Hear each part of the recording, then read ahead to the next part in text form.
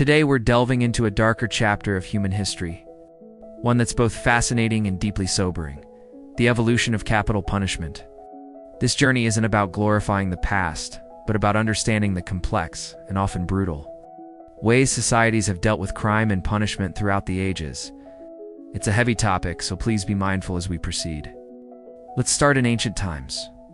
One of the earliest and most widespread forms of execution was stoning. It's mentioned in many ancient texts and was used across different cultures, from the ancient Near East to Greece. The method was communal.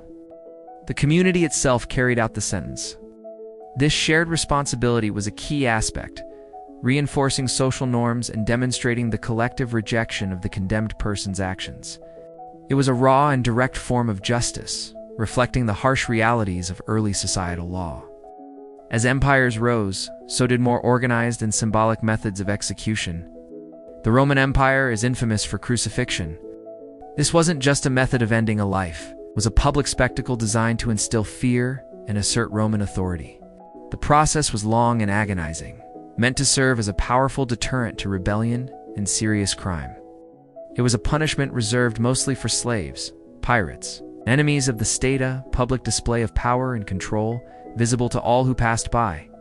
Moving into the Middle Ages in Europe, the methods became even more varied and often more theatrical. Burning at the stake was a method particularly associated with charges of heresy and witchcraft. The symbolism was potent. Fire was seen as a purifying element, believed to cleanse the soul of the condemned while simultaneously destroying the body. This made it a spiritual as well as a physical punishment, reflecting the deep religious convictions and fears of the era. Public squares became theaters of punishment, where large crowds would gather to witness these grim events. Another method from this period was the breaking wheel. This was an incredibly brutal form of punishment used for severe crimes. The condemned's limbs were tied to the spokes of a large wooden wheel and then broken with an iron bar.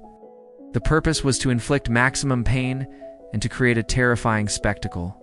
Sometimes, the ordeal ended with a final blow. But in other cases, the individual was left on the wheel as a warning to others. This highlights a shift towards punishment as a form of prolonged torture, intended to make a lasting and horrifying impression on the public consciousness. As we enter the Renaissance and the early modern period, we see the invention of devices that aimed for a more efficient, or at least a more standardized form of execution. In France, the guillotine became the symbol of the French Revolution. It was proposed by Dr. Joseph Ignace Guillotine as a more humane method of execution, intended to be swift and painless, regardless of social class. The irony is that it became a tool of mass execution during the Reign of Terror, forever associated with political upheaval and radical change. The guillotine represents a fascinating moment in history, an attempt to apply Enlightenment principles of reason and equality even to the act of state-sanctioned killing. Meanwhile, in England, hanging was the most common form of capital punishment. But it wasn't always the quick process we might imagine. The short drop method often resulted in a slow, agonizing death. It wasn't until the 19th century that the long drop was calculated and introduced, designed to cause a swift and immediate end. This development shows a growing concern for the mechanics of execution and a desire to make it more predictable and less of a public struggle. The role of the executioner evolved into a more scientific one, requiring knowledge of anatomy and physics. In the 19th and 20th centuries, the search for more humane methods continued, especially in the United States. This led to the introduction of the electric chair. First used in 1890, it was touted as a more advanced and less barbaric alternative to hanging. However, its implementation was often problematic, with botched executions leading to horrific scenes and renewed debate about its cruelty. The controversy surrounding the electric chair highlighted the inherent difficulties in finding a truly humane way to carry out a death sentence. Following the electric chair came the gas chamber. It was first used in the 1920s. The idea was to create a seemingly peaceful death, but reality proved otherwise. The process could be slow and visibly distressing, and witnesses often described it as a horrifying ordeal. Like the electric chair, the gas chamber was eventually criticized as being cruel and unusual, pushing states to search for yet another alternative. This brings us to the method most commonly used in the United States today: lethal injection. Introduced in the late 20th century, it was designed to appear medical and clinical, removing the visceral violence of previous methods. A cocktail of drugs is administered to sedate the person, paralyze the muscles, and stop the heart.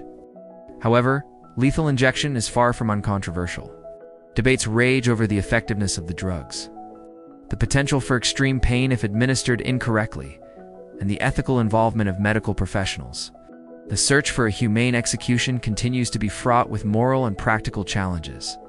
Looking back, the history of execution methods is a reflection of our own changing values. We've moved from public, communal acts of retribution to private, clinical procedures. From punishments designed for maximum pain and spectacle to methods that strive for a swift and painless end. This evolution tells a story about our shifting ideas of justice, morality, and what it means to be a civilized society. The debate over capital punishment itself is ongoing, and understanding its history is crucial for anyone engaging in that conversation. It forces us to confront difficult questions about power, retribution, and the ultimate value of human life. Thank you so much for joining me on this deep dive into a very challenging topic. It's through understanding these difficult parts of our past that we can better navigate the complexities of our present. If you found this video insightful, please give it a like and subscribe for more explorations of history. Let us know your thoughts in the comments below. Stay curious, and we'll see you in the next video.